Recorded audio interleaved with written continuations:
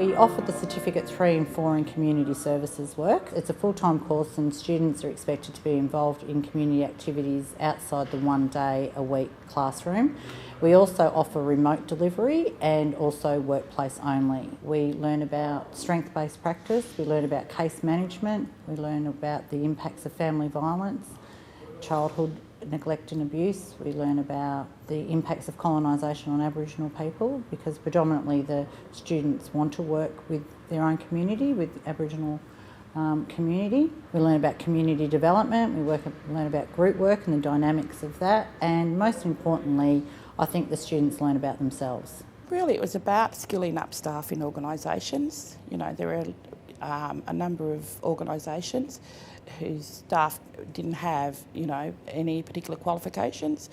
They had a lot of skills and knowledge about their positions, but didn't have any formal qualifications. We're very fortunate to have an Aboriginal co-facilitator as well. So Uncle Alf always wanted cultural integrity threading through the entire educational journey. This course in particular is unique. It provides the ability to be able to train up case managers to work within the community service sector, and ultimately to provide a service to our Aboriginal community, supporting their needs. I was able to learn from my peers, from my elders, and people that are already in the industry. So I was looking at something sort of associated with my community. So that was really good, and I was able to learn a lot from Vaxel as well, because they have the partnerships with other organisations. People that work or that are teaching, work in community, and so they understand, a lot of our goals and, where we come from. And we'd engage speakers to come from other orgs that are specialists,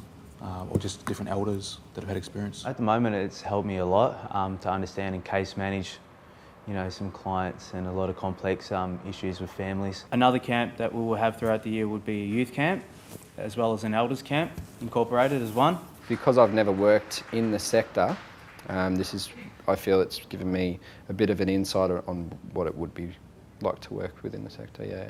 We have organisations, we had Turning Point, we've had CASA, we've had Mental Health, and these are mainstream organisations who have really struggled to engage with the Aboriginal community, and through an invitation, their hands up straight away, they're here. As part of learning about all the different services and all the different programs, it's opened your eyes up to all the different things that are out there that, people have brought their knowledge and their life skills and all that kind of stuff. So you're learning from not just the course itself, but all the other students in the group. Sitting in this classroom, it's culturally appropriate. I like that. I like how everyone can have a voice.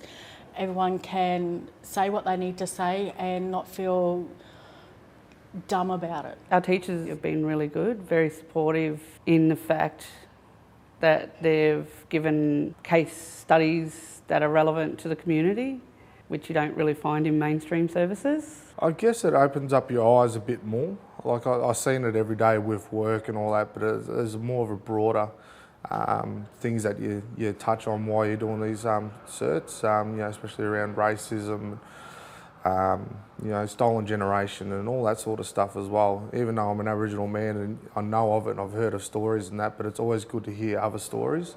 And it helps you become better and understanding of who you are about your culture as well. There's a few people coming from pretty sort of rough circumstances, and this has sort of given them an opportunity to get away from that, get around sort of healthy sort of lifestyle, good people with the right mindset. They want to be working, they want to be bettering themselves, and it's just a place where they can do that. We need to have more contact and more exposure of our culture.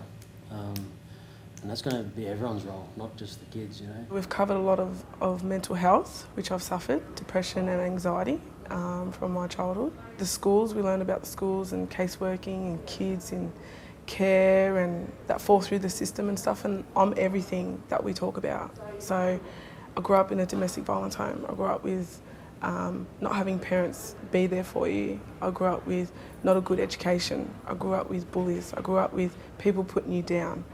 And I don't want to see that anymore for our kids, and the only way we can stop it is if we step up. The structure's really good. It's not like high school, just all reading and writing.